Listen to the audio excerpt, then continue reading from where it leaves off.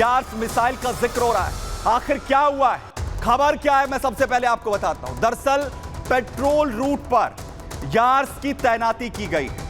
रूस ने years mobile launcher system जिसे तैनात कर दिया है और पूरी दुनिया के अंदर खलबली मच गई है। अलर्ट ड्यूटी के तहत बताया यह जा रहा है कि यार्स को तैनात किया गया मोबाइल लॉन्चर सिस्टम और 100 किलोमीटर तक इसका मार्च किया गया है। वहीं फील्ड पोजीशन सेटअप जो किया गया है मोबाइल लॉन्चर सिस्टम यार्स का, और यार्स जो कि एक परमाणु मिसाइल सिस्टम है, और यहीं से चर्चा की शुरुआत हुई है कि अब पुतिन तैयारी यहां पर कर रहे हैं कि अब यह युद्ध और भयंकर हो सकता है। और यह घबराहट की एक और बड़ी वजह जो कि आपको याद होगा, और सैनिक जिससे आखिर कैसे यूक्रेन को दहला दिया था।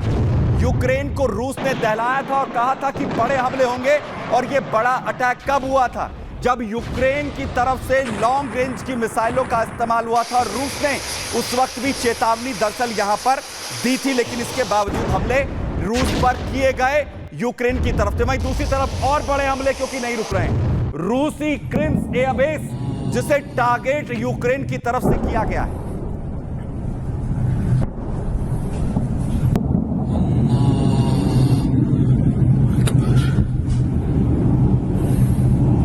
और इसीलिए कहा जा रहा है कि क्रिम्स एयरबेस को जैसे ही निशाना बनाया गया, उसके बाद गुस्सा यहां पर भड़क गया। लेकिन रूस के निशाने पर यूक्रेन के पावर ग्रिड भी है।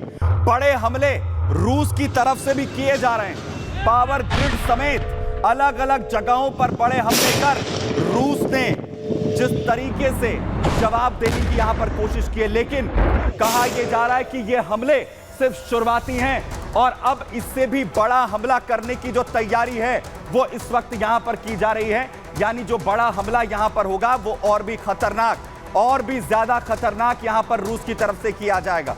लेकिन सबसे बड़ी बात यह है कि आखिर किस तरीके से पलटवार जो है वो रूस अब यहां पर करेगा। और सबसे बड़ी बात यह कि अगर यह बड़ा हमला यहां पर किया जाता है तो आखिर क्या यह परमाणु हमले जैसा होगा? और जिस रूस के यार्स ब्रह्मास्त्र का जिक्र किया जा रहा है, कितना यह खतरनाक है, जरा मैं आपको यहां पर बताता हूं, जरा देखिए। दरअसल परमाणु सक्षम बैलिस्टिक मिसाइल यार्स जिसका इस्तेमाल करने की बात हो रही, 2000 से 2010 के बीच में इसे डेवलप किया गया है रूस की तरफ से। मिसाइल का जो रेंज है वो तकरीबन 11,000 किलोमीटर का है, यानी टारगेट अमेरिका तक होगा। हर मिसाइल में 4 से 6 MIRV होते हैं जो वॉरहेड्स हैं। ये 150 से लेकर 300 किलो टन तक का वॉरहेड कैरी कर सकती है। इसमें 800 से लेकर 1200 का जो किलोटन वॉरहेड ले जाने की क्षमता है, जिससे ये किसी भी अपने दुश्मन को पूरी तरह से खत्म कर सकती है। वहीं तकरीबन 24,500 किलोमीटर प्रति घंटा इसकी स्पीड है, जो पूरी तरह से किसी भी दुश्मन को पलक झपकते ही पूरी तरह खत्म कर सकती है। और अधिकतम मार्ग जो दूरी है इसकी वो 12,000 किलोमीटर की है, यानी 12,000 किलोमीटर तक ये अपने दुश्मन को टारगेट कर सकती है। और किसी भी जगह को ये पूरी तरह निस्तेनाबूद, वहां पर विध्वंस मचाने में पूरी तरह से कामयाब होती है। और एक साथ अलग अलग टारगेट्स जिन्हें इसे टारगेट कर लॉन्च किया जा सकता है, उन्हें विध्वंस यहां पर किया जा सकता है। लेकिन सबसे बड़ी बात यह कि आखिर यार्स को लेकर जिस तरीके से चिंता अमेरिका के अंदर है, वहीं अमेरिका दूसरी तरफ तैयारी कर रहा है। डार्क ईगल जो मिसाइल है, हाइपरसोनिक मिसाइल, जिसका टेस्ट अमेरिका की तरफ से किया गया है। और यह कहा जा रहा है कि यह तैयारी रूस की चिंताओं को लेकर है।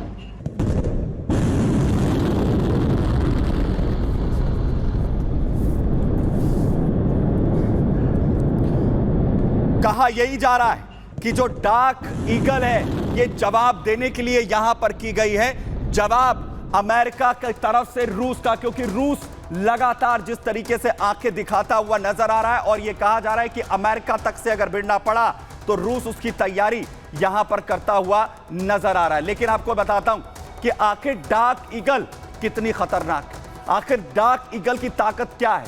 आवाज से 5 गुना ज्यादा रफ्तार है, आवाज की जो स्पीड है उससे 5 गुना ज्यादा रफ्तार के साथ ये चल सकती है, मूव कर सकती है। मल्टी बूस्टर रॉकेट दागने में ये सक्षम है। मल्टी बूस्टर रॉकेट्स ये लॉन्च कर सकती है और जमीन और समंदर से इसे लॉन्च किया जा सकता है। जहां जमीन से हो या फिर पानी से ये दुश्मनों पर वार कर सकती है। 2775 किलोमीटर की रेंज वाला इसका वॉरहेड है, जिसके जरिए अपने दुश्मनों को निशाना बनाती है। वहीं आपको बताऊं कि 6115 किलोमीटर प्रति घंटा इसकी रफ्तार है, यानी 1 घंटे में 6000 से भी ज्यादा किलोमीटर की ये जो दूरी है ये तय यहां पर कर सकती है। और इसीलिए ये कहा जा रहा है कि ये जो युद्ध है ये रूस और अमेरिका के बीच हाइब्रिड वॉर कहीं ना कहीं होने जा रहा है। क्योंकि आपको याद होगा पुतिन और इससे पहले जो सर्गेई लावरोव है, रूस की तरफ से यह कहा गया था कि लगातार युद्ध को जो भड़काने की कोशिश है वो यहां पर की जा रही है।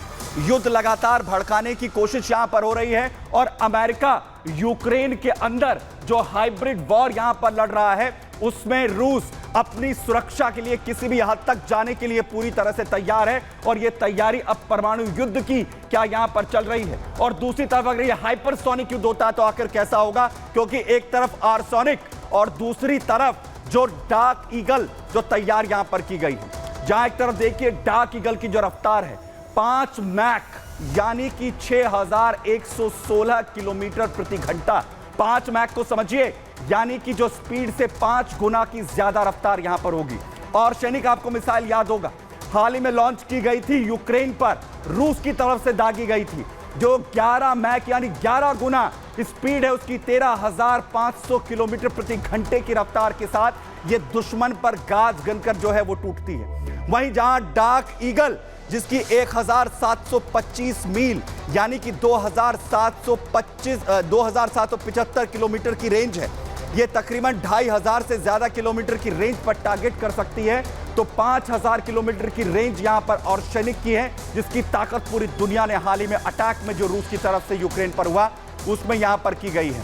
यानी अब यह कहा जा रहा है कि यह युद्ध जो हाइपरसोनिक युद्ध यहां पर होगा, और अगर यह हाइपरसोनिक युद्ध यहां पर छिड़ता है उसके बाद चिंताएं आखिर क्यों अमेरिका के अंदर बढ़ी हुई हैं। क्योंकि अमेरिका यह कहीं ना कहीं पूरी तरीके से जानता है कि अब अगर युद्ध यहां पर भड़कता है तो अब अगर अटैक यार्स के जरिए होगा तो यह अमेरिका को और भी ज्यादा दहला सकता है। क्योंकि न सिर्फ हाइपरसोनिक मिसाइल का इस्तेमाल रूस यहां पर कर सकता है, बल्कि इसके इतर यार्स, क्योंकि जिसके मूवमेंट की खबर के बाद अमेरिका तक की चिंता बढ़ गई है। क्या वजह है आपको बताता हूं।